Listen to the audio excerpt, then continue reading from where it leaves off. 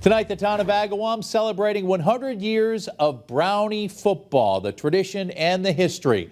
Celebration commemorating a century of the pride and passion and unforgettable moments on the gridiron. As a proud Brownie myself, Agawam High School class of 1987, I had the great honor and pleasure of hosting tonight's festivities. A reunion of current and former players, coaches, families, and friends. Also included at tonight's event was a showcase of memorabilia, photos, and articles. The man who